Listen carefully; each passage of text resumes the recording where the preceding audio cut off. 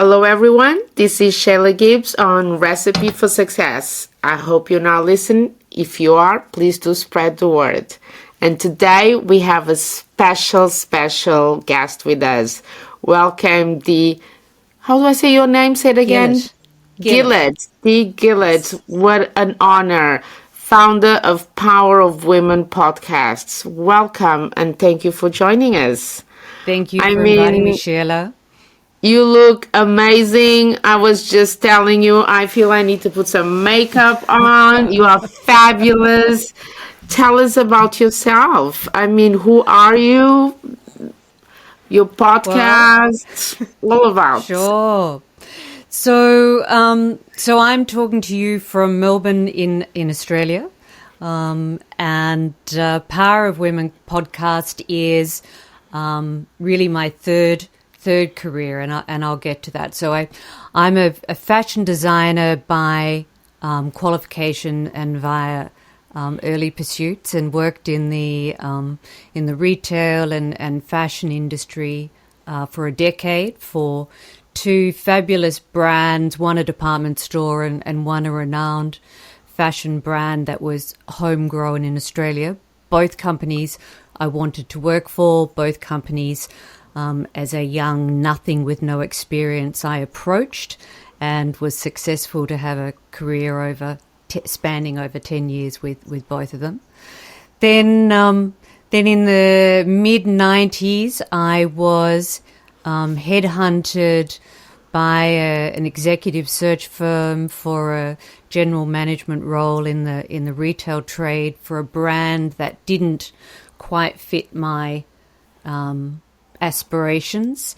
And after many discussions with the managing director of the search firm, I ended up joining his company, which started the next 30 years of my career, Sheila. So I spent just a little over 30 years as a global headhunter in the retail and consumer space. Yeah. And 10 years ago, I broke away from a global firm and started my own search practice, Agora Partners, and at the same time had aspirations to do something around a female platform. Had the good fortune of being too busy for the first 2 years of launching my own company, didn't have time. And but I did secure a domain name, The Power of Women. And I'd been sitting on that for a decade. And when the Women's World Cup was on last year, there was a light bulb moment where across the TV screens flashed Power of Women. And that was my green light to kick off this third part of my career, being Power of Women podcast. Well done, you. And thank you. And how long have you been doing this, and how many women, and what is your target demographic? What is it about? Yeah. So really it's 40 plus, albeit it appeals to demographics either side of that, but it's mentoring through storytelling. So we're shining a light on the journey of women's travels through life, and it's about the rich lived experiences to inspire and motivate others. And those stories might be stories of adversity and coming out the other end. They might be stories all around entrepreneurship, different motivations, different topics, and excuse me. And in that, I'm really looking for the personal journey, the personal growth that will inspire others, so that listeners can take advice and aspects of it will resonate, and it'll relate to their own journeys. Well done and congrats. Thank you. As a third career starting, and you just started in April, you said. Started in April, yeah. This year. And you're already fully booked for fully booked. But in saying that, Sheila, I've been interviewing people for 30 years. Only I've been interviewing them for search. Got it. So the asking of questions and sort of peeling away the layers to reveal somebody's story is not new. Doing it in this format and to the camera is the bit that's new. My God. So then which advice would you give to any woman out there listening to your story? How do you rejump a career? How do you're pretty much like a chameleon now. You keep changing your skin from retail to. It's all consistent. So it's not a reinvention. My story's been an evolution. So the retail career fueled the commercial knowledge and client-side experience that then became my executive search career. My executive search career in talking with people, understanding business, understanding people's stories, building a network that is global has then been the platform that has set up this stage of my career, being the podcast. So one thing has led to the other. Now, I know a lot of people at my age, I think I said to you, I turned 60 this year, would be looking to retire. That's not in my DNA. I come from a family of entrepreneurs who wouldn't know how to retire. My late father was a great inspiration he literally died on the job. And, we're a long time dead and we live a lot longer these days. So I think 60 is a fantastic time to start another phase of my career where I've got loads of rich lived experience to share and tap into. Tell me about your leadership model and how do you inspire women? Then how do you inspire women now in your generation, in my generation? And what is your leadership model? So let's talk about the inspiration and inspiring piece. So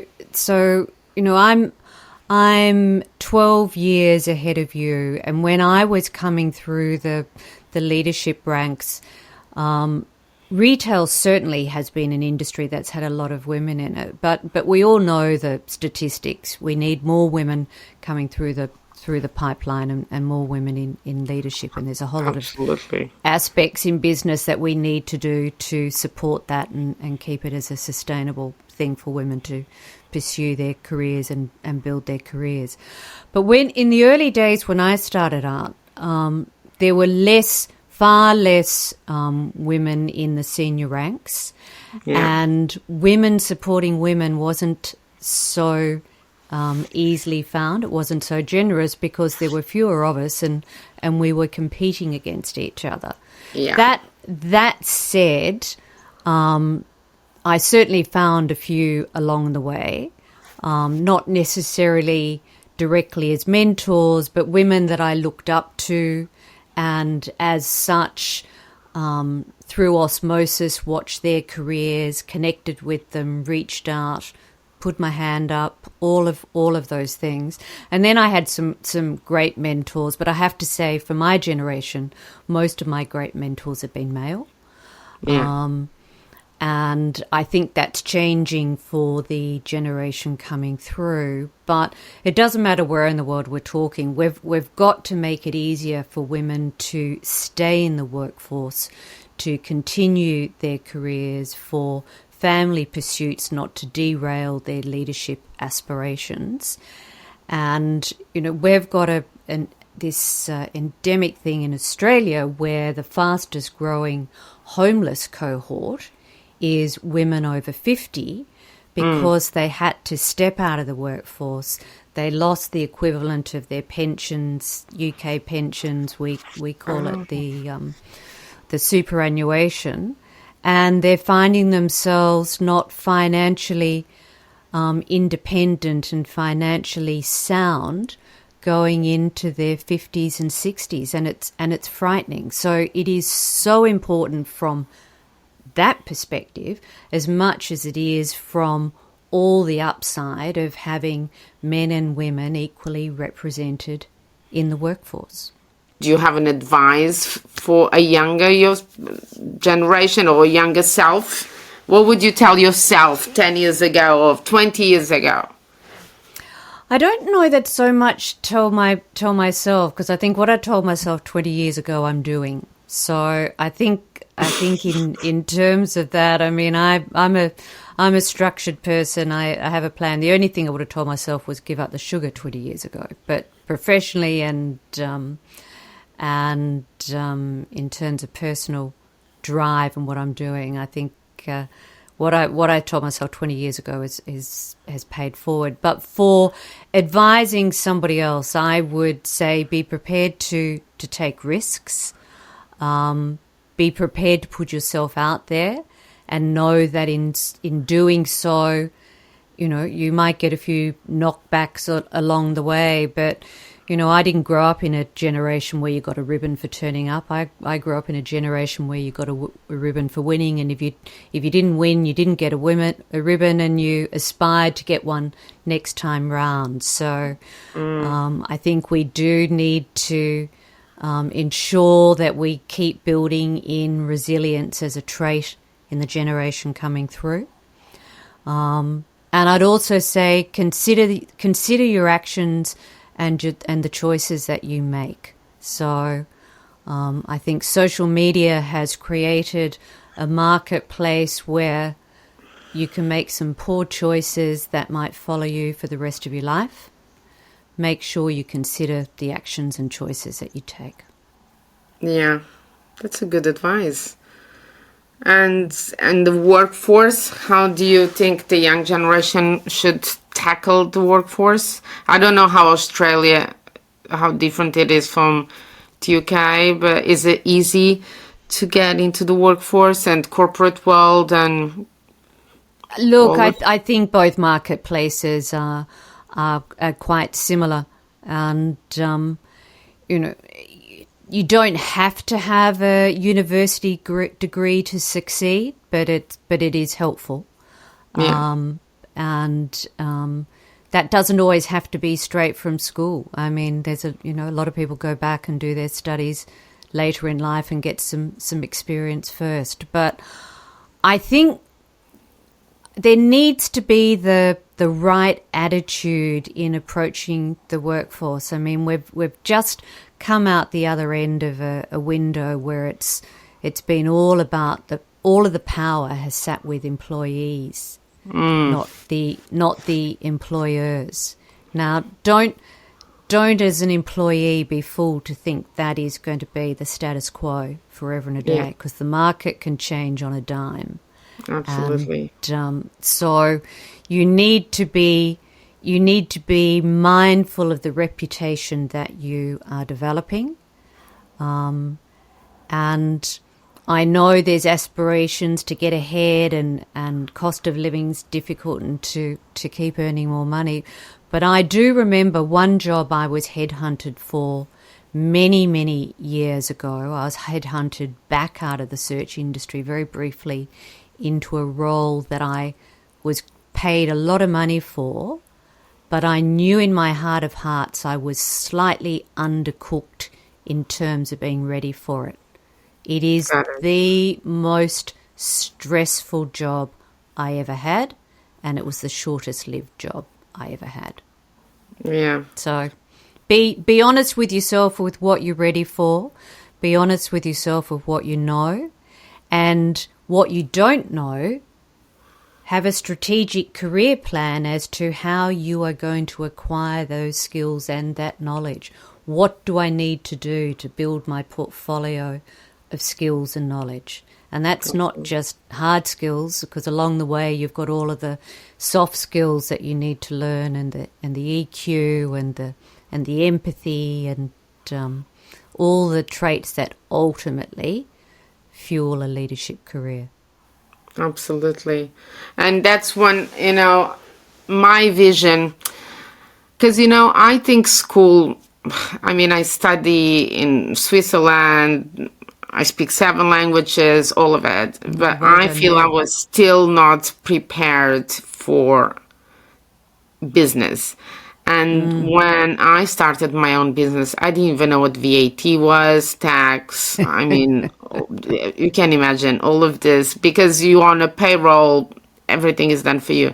Done for And you. my Yeah. vision is one day to create a school that teaches you. And that's why I am so passionate about talking with people like yourself, is really for people to understand is so much more to learn than what you learn in school. And actually what you Oh, need yes. for the day to day, it's not what geography, history or something. I'm not saying you should not go to school, is not what I'm saying. But I'm saying it should be, or at least they should add to the curriculum, you know, what real life is. You know, what does it Yeah. take to open a business? What does it take to pay bills? What is, you know, my son is 24 and he just left the Yeah. house and he was shocked he had to pay water. He told me it was a Yeah. human Yeah. right. I was like, really? I'm like, Yeah. okay, call the Yeah. government because yeah, you have to pay for water, and these Yeah. kids are just not ready for really what is to come, and it's for us to parents to, you know, open their minds And and I try. think there's this ridiculous pressure that is placed on students for their final year of school as though it's going to be the hardest thing they'll ever face into. Let me tell you, that's a walk in a park to Yeah, what life is going to present down track. Just absolutely. that is just a stress test to see what you're made of before you really step into the hard yards. But they don't know Absolutely. that. And it's not sold No. that way. No, not So at all. I don't, you know, and kids, the new generation is also not made like we were. I think we, the older no, they've had an generation, easier ride. yeah, I don't know how, That's our fault. That is our fault. We've, this desire to give children what we didn't have has overcorrected. yeah, I didn't go wanting, but it wasn't handed to me on a platter. I had a fortunate upbringing, but at the same time, it wasn't just given to me. yeah, So I learned what the value of money was. I learned what hard work was. Even though I didn't work through school, I didn't have my first job until after I graduated. But I knew what hard work was because I grew up in a hard-working family and saw that play out. And back to my earlier point of, literally this whole thing about awarding people today for participation, not for winning and losing. In my day, there was a first, second, and third, and everybody outside of that missed out. But if I missed out, I wanted to get better to be first, second, or third in next year's race. But this whole reward system for turning up, I just think's a crock. I seriously do. That's why they're marshmallow. Teach them resilience. amazing. And how do you balance, talking about life balance, how do you balance, being a wife, a partner, a businesswoman? May I ask, do you have kids? I don't. I have a stepdaughter, but Yeah, a grown up stepdaughter. So that has made my journey easier in some respects, but harder in others, because the female in the business who didn't have family responsibilities often finds themselves shouldering a greater load too. So that can go both ways.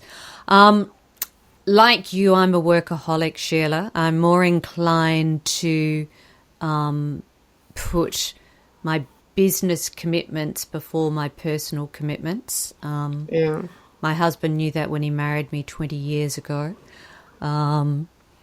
And it probably cost me a few relationships before that. But he's my number one champion, and I'm his number one champion. He's older than me, and he gets up at 4 a.m. in the morning and is doing breakfast radio for a new business radio startup here in Australia. So we support each other in what we do. We're a partnership, so that's how we address the relationship side, and then everything else you just got to make time for. I exercise every day. I'm committed to that.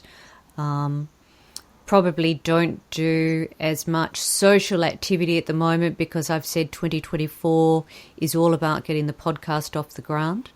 And anybody who knows me knows that if I say I'm going to do something, I'll do it. So I'm working longer hours than is ideal, but in saying that, I am loving every minute of it. I'm speaking to the most amazing women around the world. It's such a privilege to share their stories and tell their stories.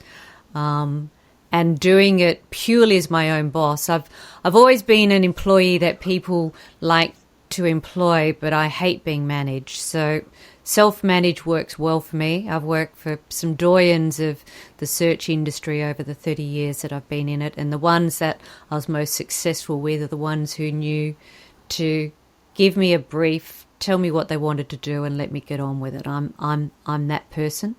Yeah. And then let me get on with it. So I'm my own worst enemy and slave driver, which I suspect you are too.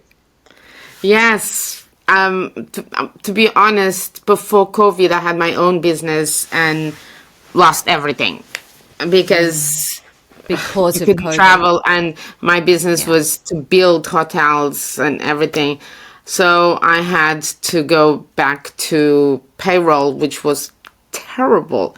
I'm not very good in taking, being managed. I feel for you. Yeah. And it did not work well for me, and hence why it's two ways for me. I work well if just like you, if you let me give me the brief, let me do what it is.